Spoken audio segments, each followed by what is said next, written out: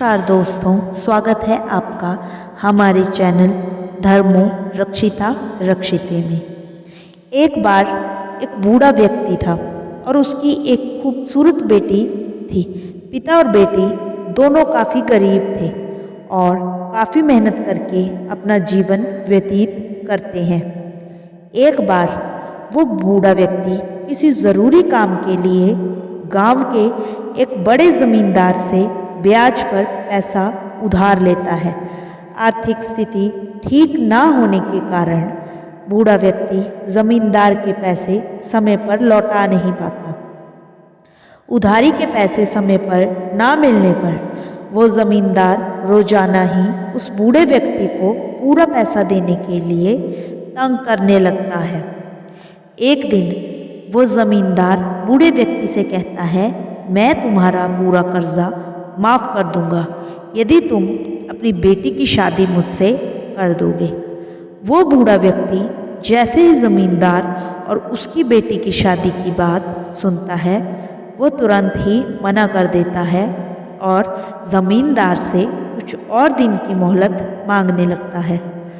बूढ़े व्यक्ति के द्वारा तुरंत ही शादी के लिए मना कर देने पर ज़मींदार बोलता है, या तो तुम मुझे अभी के अभी मेरे पूरे पैसे वापस कर दो या फिर तुम और मैं एक खेल खेलते हैं, उससे तुम्हारा कर्ज माफ़ हो सकता है।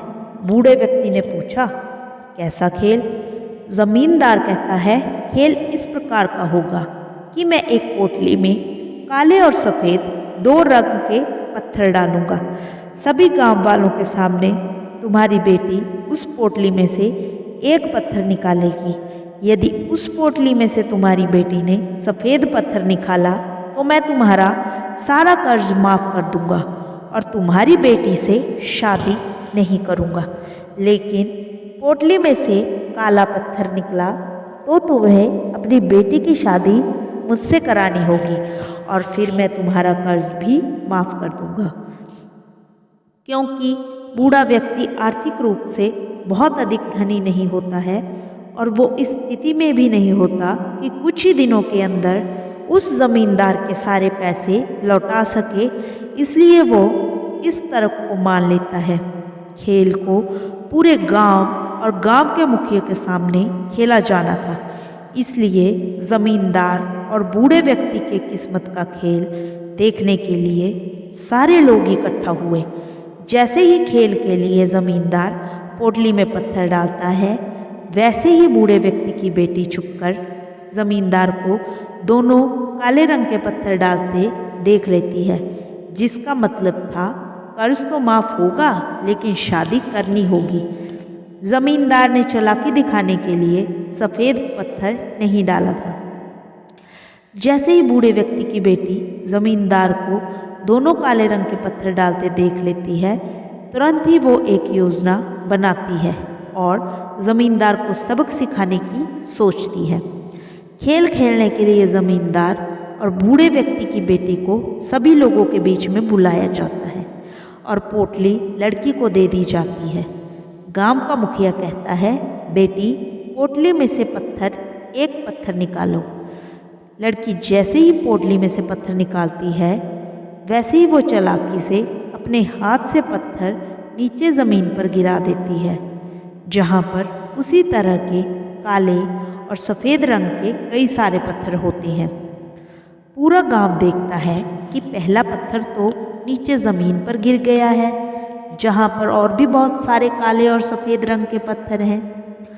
पत्थर को चालाकी से गिराते ही लड़की मुखिया और गांव वालों को कहती है, पोटली का पहला पत्थर गलती से मेरे हाथों नीचे गिर गया, लेकिन कोई बात नहीं, इस पोटली में काले और सफ़ेद रंग के पत्थर डाले गए थे।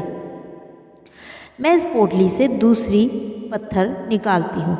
अब की बार यदि इस पोटली में से काले रंग का पत्थर निकला तो मैं समझ लूँगी पहला पत्थर सफ़ेद रंग का निकला था, और यदि इस पोटली में से सफ़ेद पत्थर निकला तो मैं समझ लूँगी कि पहला पत्थर काले रंग का पत्थर था। लड़की की ये बातें सुनकर वो ज़मींदार तुरंत ही समझ जाता है कि उसका पासा तो उल्टा पड़ गया, लेकिन खेल गांव के मुखिया समेत पूरा गांव वालों के सामने खेला जा रहा था।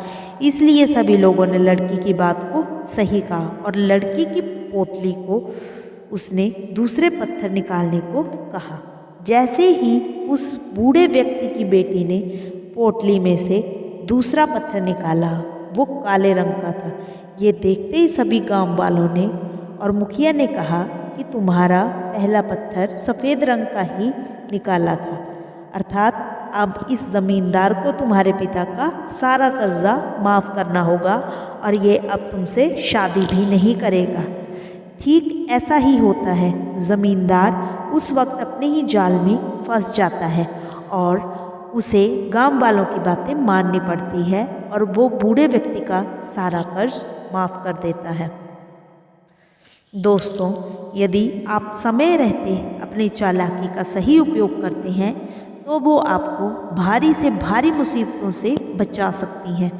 हमेशा ही हर काम में चालाकी दिखाना गलत बात होता है, लेकिन मुसीबत में यदि सच्चे काम के लिए चालाकी दिखाई जाए तो वो सच में आपको बड़ी से बड़ी मुसीबतों से बचा सकती हैं।